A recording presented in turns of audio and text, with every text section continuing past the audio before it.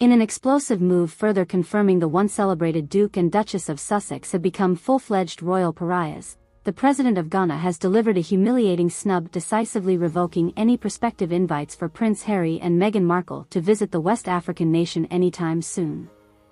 The shocking rebuff caps months of speculation and overtures about the self-exiled royals potentially touring the former British colony on a proposed Getting to Know the Commonwealth Realms tour intended helping rehabilitate their battered global image. Sadly for the fallen celebrities formerly oozing popularity across the African continent, hailed as inspirational avatars for progressive Western values, Ghanaian President Nana Akufo-Addo has officially closed all doors with extreme prejudice. Directly addressing recent tabloid rumors in no uncertain terms, the outspoken head of state unleashed an absolute torrent of rare candor, rhetorically eviscerating the California-based couple's perceived imperialist mindsets and lack of appreciation for Commonwealth institutions bonding former colonial territories. They need to be very, very clear in their minds that they can't re-engage with us unless they know what the values are that we're driving towards, President Akufo-Addo bluntly declared, invoking Ghana's own history, casting off subjugation to white European potentates overstaying tarnished welcomes. I don't think they have for a second freedom to just walk through any of our doors like royalty still reigns supreme, not after essentially renouncing all associations, proving they even understand Commonwealth realms' modern existence. The Ghanaian leader's pointed rhetoric, doubling down on a metaphorical door slamming, echoed similar broadsides from regional counterparts and African diasporic thought leaders who've nearly unanimously condemned Harry and Meghan as the epitome of self-entitled privilege, bitterly condemning the British Crown's legacies without comprehending larger post-colonial complexities. Their polarizing anti-royal rebellions effectively severed ties to global communities, uplifting each other above antiquated oppressor/oppressed dysfunctions they seem unable transcending or even recognizing, still perpetuating. I always had admiration for how Prince Harry seemed to approach charitable works benefiting our continent with a certain empathetic humility, recognizing how grotesquely his lineage's riches were derived plundering our forebears. The Ghanaian president reflected about initial warm feelings toward the once-beloved ginger prince steadily soured over recent years. But that man gradually retreated into inexplicable delusions, revealing nothing but petulance toward his birthright, failing measuring up, granting sufficient indulgence. While most Britons and Westerners alike still evaluate the Duke and Duchess's very public parting of ways with the firm through somewhat more ambiguous postmodern cultural perspectives, Akufo-Addo proved uncompromising, decrying their behavior as disappointing, dishonorable and frankly beneath notice. All requests for Ghanaian visits or collaborations will continue receiving chilly rebuffs until some seismic reappraisal on their part. As an elder representing proud peoples across Africa reclaiming dignities deprived under generations of outrageous imperial subjugation, we don't waste one more breath extending hospitality, welcoming those only seeking re-immersing themselves on ancestral comfort pedestals, disrespecting our modern sovereign realities, he declared with brimstone clarity, emphasizing their Oprah-enabled royal renunciations, permanently torched prospects being welcomed anywhere people still revere Commonwealth spirits. They haven't remotely proven worthy donning traditional robes in any of our states anymore until properly atoning for years shamelessly desecrating all the sacred institutions still bonding our nations together, out of what, some spoiled grievance they didn't receive adequate pampered courtier treatment.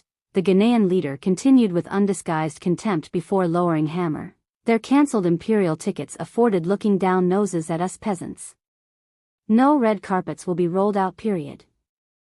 Of course, the Ghanaian ruler's audacious rhetoric did not exactly emerge from nowhere. It serves as an emphatic confirmation culminating over a year's worth of escalating broadsides from political and cultural elites across other Commonwealth locales, openly aghast at Harry and Meghan. Their televised royal truth bombings, especially alleging unconscious racism within palace ranks, earned immediate revulsions from influential Africans, processing how the two massively wealthy melanin-deficient royals still somehow claimed persecution along with utter negligence toward history's actual racist oppression dynamics. Are we meant taking anti-racist lectures from wealthy English blue-blood heirs, issuing slights devaluing our decolonial struggles, building freedom out of their families' very legacies, profiting obscenely from our exploitation? Kenyan activist Harachage infamously asked during one globally televised panel response to the Oprah Winfrey interview revelations back in 2021.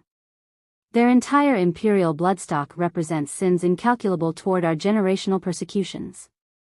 So kindly keep your American celebrity victimology to yourselves. Similar denunciations flooded social media from African and Caribbean diaspora thought leaders worldwide voicing contempt for Harry and Meghan's perceived performance pantomiming oppression for profit while appropriating sacred anti-racist vernaculars true marginalized groups continue venerating as crucial socio-political lingua francas. Especially as protests persisted invoking Commonwealth historical trauma not adequately accounted for, both the Duchess and her husband kept digging themselves deeper holes with perceived tone-deaf obliviousness. Meghan, Harry, y'all must not realize our grandmothers survived the horrors only your paternal line inflicted, to have you daintily prance and now whinging about crown jewels unflattering fluorescent lighting or whatever first world concerns presume equating our still unfolding intergenerational nightmares? Dr. Rachel Tudor, a Welsh-Nigerian social commentator infamously tweeted at the peak of outrage. Maybe start recognizing the very legacies you proclaim demonize while erasing lived colonial experiences beyond Montecito. Yeah? Criticism only further intensified upon the pair's heavily ghostwritten memoir publications in 2023, filled with chapters allegedly citing horrifying mental anguishes amid unwelcome palace scrutiny. Harry and Meghan apparently equated with persecutory racist trauma warranting total royal renunciation. African thinkers almost unanimously interpreted such tones as insulting erasures, with Nigerian-born women's rights activist Ijeoma Oluo penning a viral open letter roasting every whiff of their saga's self-pitying persecution complexes, dismissing Commonwealth subjects' actual generational sufferings. You two really must be the most clueless manifestations of white privilege I've ever encountered. Thinking your tantrums over palace gossip and workplace racism policies compare in any substantive way to anti-black subjugation our ancestors withstood for generations under the very despotic thrones you waxed poetic escaping, she derided in one frequently excerpted passage.